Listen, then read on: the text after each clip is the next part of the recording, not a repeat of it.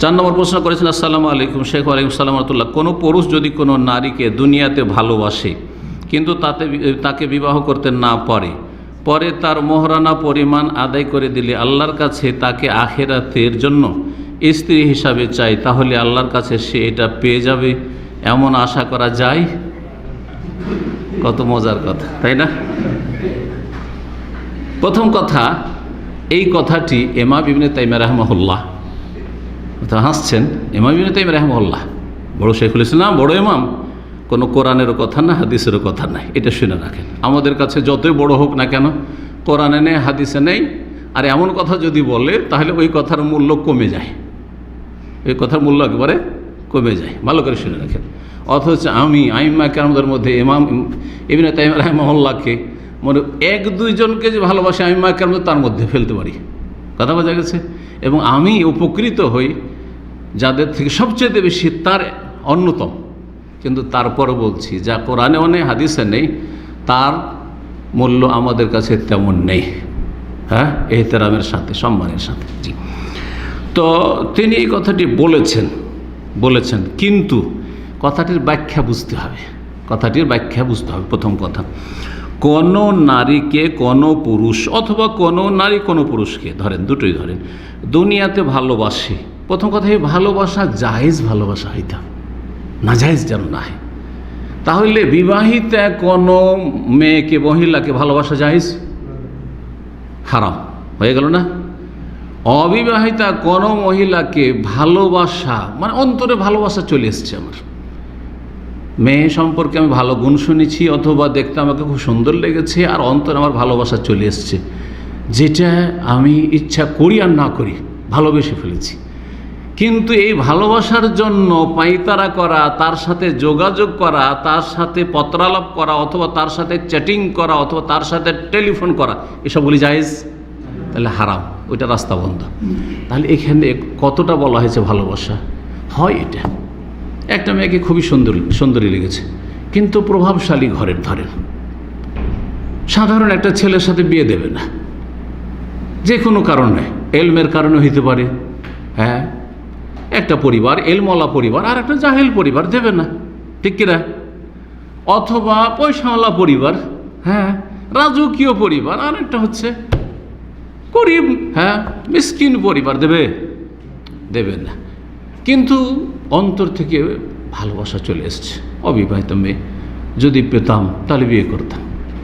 আচ্ছা, তারপরে একসময় ওই মেয়েটার বিয়ে হয়ে গেল, ধরেন ওই মেয়েটার বিয়ে হয়ে গেল, তারপরেও যদি ওর ভালোবাসা অন্তর রাখেন, তখন হারাম হবে না? হবে না?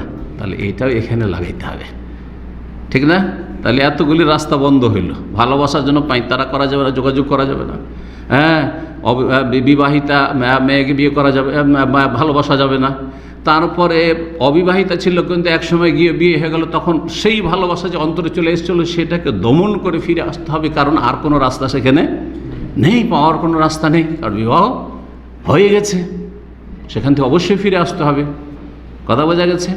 কিন্তু ভাগ্যচক্রে কোনো একটি মেয়ের অন্তরে ভালোবাসা জন্মে গেছিল, চেয়েছিলাম মন থেকে বিয়ে করার, ভাগ্যচক্রে মেয়েটির বিয়ে হলো না, অথবা বিয়ে হওয়ার পরে তালাক প্রাপ্তায় থেকে গেল আজীবন। আচ্ছা, না এরকম তালাক প্রাপ্তা, যে তালাক দেয় তাহলে তার স্ত্রী আর থাকলো না, কারণ তালাক দিয়ে দিয়েছে, তাহলে সেও স্বামীহীন, তাই না? তার স্বামী নেই। আর আপনার অন্তরে ভালোবাসাটা হয়ে গেছিল, তার অন্তরে ভালোবাসাটা হয়ে গেছিল, ওই ভালোবাসাটা আছে। আল্লাহ দুনিয়াতে যদি না পাই, কিন্তু যেহেতু ভালোবেসে দিয়েছি আমি, আল্লাহ আখেরাতে যাতে জান্নাতে পায়, এই আশা কেউ যদি করে, তো করা যাবে কি যাবে না?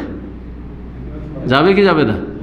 কারণ খালি আছে, শূন্য আছে, ওরও জোড়া নেই, কোনো স্বামীর কাছে নেই, তাই না?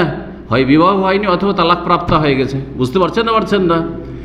আর আপনি বিয়ে দুনিয়াতে করতে পারলেন না, কিন্তু ওই যে অন্তর থেকে পছন্দ করেছিলেন অথবা ভালোবেসেছিলেন, না যায় সম্পর্ক নয় যে আমরা কত বছর আজকাল রিলেশনশিপে ছিলাম, এসব নতুন নতুন ভাষা জীবনও জানতাম না।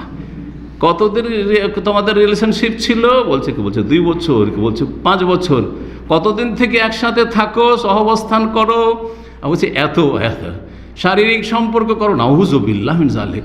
জেনা বলছে শারীরিক সম্পর্ক, মানে কত ভদ্র ভাষা লুচ্চামি করেছে বলছে শারীরিক সম্পর্ক, হ্যাঁ, তারপর ফিজিক্যাল রিলেশন, ভাষার শেষ নেই। লুচ্চামিকে কত সুন্দর করে, যেমন মদের নাম আর মদ নেই, কথা বোঝা গেছে, বেশ্যার নাম আর বেশ্যা নাই, কি যৌনকর্মী, যৌনকর্মী। আউযুবিল্লাহি মিনাশ শাইতানির রাজিম। এই শয়তান ভাষাবিদগুলো যে কত শয়তান আল্লাহ ভালো জানে, যে নতুন নতুন ভাষা আবিষ্কার করেছে, হ্যাঁ জি। ওয়াজাইয়ানা লাহুমুশ শাইতান আমাল, শয়তান তাদের কর্মকাণ্ডগুলোকে সাজিয়ে সাজিয়ে পেশ করছে, যাতে করে জেনা বললে তো খারাপ লাগবে, অশ্লীলতা বললে তো খারাপ লাগবে, নোংরামি বললে খারাপ লাগবে, না না না, এমন এমন চমৎকার ভাষা যে রুচিকর হয়ে যায়, যাতে করে। আউযুবিল্লাহ। তো কথা বুঝতে পারলেন, কাউকে এক সময় চেয়েছিলেন আর তারপরে সেও স্বামী পায়নি আর আপনিও তাকে পাননি, আল্লাহর কাছে দোয়া করছেন, আর তারপর ইবনে তাইমিয়া রাহিমাহুল্লাহ বলছেন যে ওই জায়গায় যদি সুযোগ সুবিধা খালি থাকে, অথবা তার স্বামী ছিল কিন্তু স্বামী কাফের হয়ে মারা গেছে, নাস্তিক হয়ে মারা গেছে, মুশরিক হয়ে মারা গেছে, চিরকালে জাহান্নামী, তাহলে ও তো সঙ্গীত পাচ্ছে না ওর স্বামীকে। তো আল্লাহর কাছে যদি দোয়া করেন আর তারপরে তার ইস্তেহার যে মহারানাটা দুনিয়াতে দান করে দিলেন, আপনি আদায় করে দিলেন, ওর নিয়তে ওর মোহর দান করে দিলাম, কোনো দলিলের নাই, কিন্তু কোনো দলিল নেই কোরআন সুন্নাতে, আর তার আল্লাহর কাছে আশা করে আল্লাহ দুনিয়াতে মোহর দিয়ে দিলাম, জান্নাতে তুমি দিও, কথা বোঝা গেছে। তা আল্লাহ দিলে দিতে পারে, আল্লাহ দিলে দিতে পারে, হ্যাঁ অবশ্যই দিতে পারে। এই মোহরানার এই মন গড়া ফতোয়া না দিয়ে যদি এমনিও কেউ যদি আশা করে যে আল্লাহ ওই রকম এক নেক আল্লাহর বান্দিকে আমি চেয়েছিলাম, ও স্বামী পাইনি আর আমিও ওই রকম ভালো স্ত্রী পাইনি, তো আল্লাহ তুমি জান্নাতে দিও, তো আল্লাহ এই দোয়াও শুনতে পারেন। জায়েজ আছে কি না এই দোয়া করা? ঠিক ওই রকম এতটুকু হলে ঠিক আছে। কথাটি লম্বাই জন্য করলাম যে এই বিষয়টি আমি কিছুদিন আগে সোশ্যাল মিডিয়াতে ঘুরতে ফিরতে দেখেছি, কোনো একজন দায়ী লিখে ফেলেছে এরকম করে, আর কিছু লোকের খুব মজা নিয়েছে, কাজ তো হয়ে গেছে, তাহলে তো আমাদের রিলেশনশিপ আছে, অমুকের সাথে আমাদের খাতির আছে, প্রেম আছে, তাহলে তো জান্নাতে পাবো, মোহরানা আদায় করে দিই। এত সস্তা, নোংরামি করবেন আর জান্নাতে পেয়ে যাবেন, আউযুবিল্লাহ, জি আল্লাহ হেফাজত করুন। ইবনে তাইমিয়া রাহিমাহুল্লাহ ফাতোয়া কুবরা ৫ম খণ্ড ৪৬১ পৃষ্ঠায় বিষয়টি বলেছেন, কিন্তু তার সেটি ব্যক্তিগত মত, আর সেটার ব্যাখ্যার প্রয়োজন রয়েছে, হ্যাঁ ব্যাখ্যা সাপেক্ষ, এমনি নয়। জি।